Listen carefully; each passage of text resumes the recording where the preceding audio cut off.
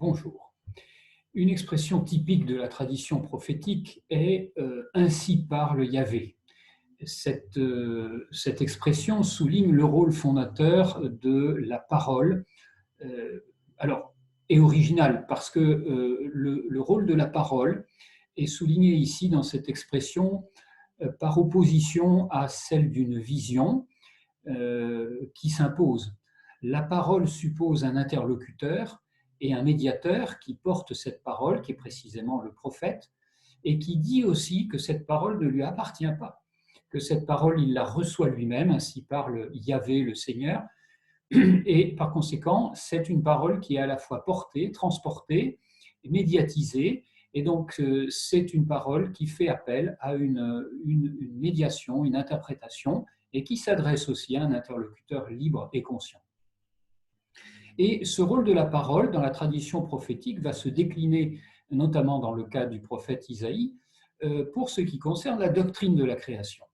En effet, nous allons voir comment cette doctrine de la création, élément qu'on va retrouver dans le premier chapitre de la Genèse, est centrée sur le rôle d'une parole performative, c'est-à-dire une parole qui accomplit ce qu'elle annonce, tout comme dans les sacrements, une parole qui accomplit ce qu'elle annonce.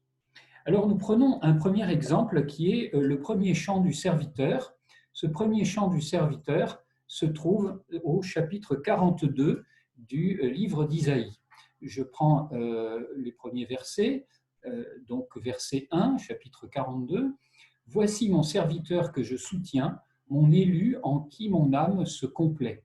J'ai mis sur lui mon esprit, il présentera aux nations le droit. Il fera paraître le jugement, dit la Tome. » Donc cette notion de justice est importante. Verset 2, « Il ne crie pas, il n'élève pas le ton, il ne fait pas entendre sa voix dans la rue.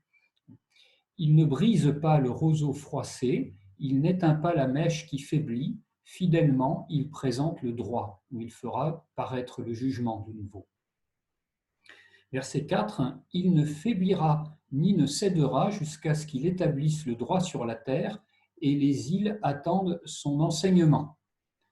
Ainsi parle Yahvé, Dieu Yahvé, qui a créé les cieux et les a déployés, qui a affermi la terre et ce qu'elle produit, qui a donné le souffle au peuple qui l'habite et l'esprit à ceux qui la parcourent. » Et donc ça, c'est le verset 5. Notons l'expression « Yahvé qui a créé les cieux et les a déployés ». À vrai dire, la traduction qui est donnée ici pourrait être aussi, pourrait tout à fait être écrite sous une forme au présent, ou du moins dans un déploiement qui continue de se faire.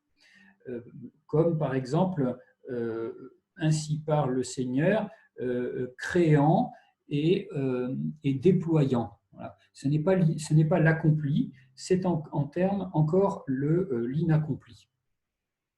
Moi, Yahvé, je t'ai appelé dans la justice, je t'ai saisi par la main et je t'ai modelé, j'ai fait de toi l'alliance du peuple, la lumière des nations, pour ouvrir les yeux des aveugles, pour extraire du cachot le prisonnier et de la prison ceux qui habitent les ténèbres. » Je voudrais faire quelques observations, 4 observations sur ce texte. Premièrement, on note l'association marquée entre parole et action.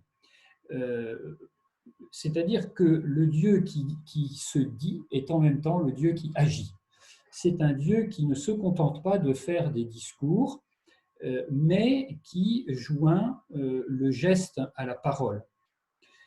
Cette parole est circonstanciée, qualifiée, et elle est en prise avec l'histoire d'Israël. Elle désigne véritablement les événements fondateurs d'Israël.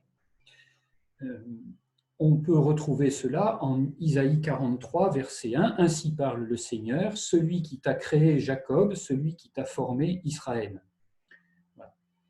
Donc cette parole est référée toujours à une action fondatrice qui ne se contente pas de poser un sens sur ce qui est, mais aussi de donner ce qui est. Deuxième point, le destinataire du discours est l'élu et le serviteur. C'est donc aussi à la fois à travers cette figure, c'est en fait tout le peuple. C'est le peuple tout entier à travers cette alliance. Nous l'avons au verset 6. J'ai fait de toi mon alliance avec le peuple et la lumière des nations, donc pas au-delà des frontières d'Israël. Sont cités, par exemple, en Isaïe 45:1, le roi Cyrus, le roi perse, qui a permis au peuple juif de rentrer dans son pays. On cite plus loin au chapitre 47 Babylone, les îles et les peuples, en Isaïe 41, etc., etc. Bref, toute la terre habitée est convoquée dans cette lecture, dans cette perspective de création. Et donc, on est passé d'une vision d'un Dieu qui a été le Dieu bienveillant pour Israël à une totalité du créé qui, en réalité, cette totalité du créé est bien référée au Dieu unique. La troisième remarque, je l'ai dit, c'est le caractère contemporain de la parole, non pas qui a créé et qui donne la vie, on devrait dire, mais plutôt qui crée et qui donne la vie, ou bien créant et donnant la vie. Enfin, la dernière remarque, c'est que la théologie de la création dans le prophète Isaïe est associée à une perspective de guérison et d'attention à ce qui est fragile, le roseau froissé, la mèche qui faiblit, un petit reste de vie est l'objet d'une attention particulière de Dieu, et ce, dans une perspective d'accomplissement et de libération à travers la figure des captifs. Ainsi, on voit que dès le départ, la théologie de la création dans les prophètes est profondément tissée avec une théologie du salut et de l'achèvement définitif du monde.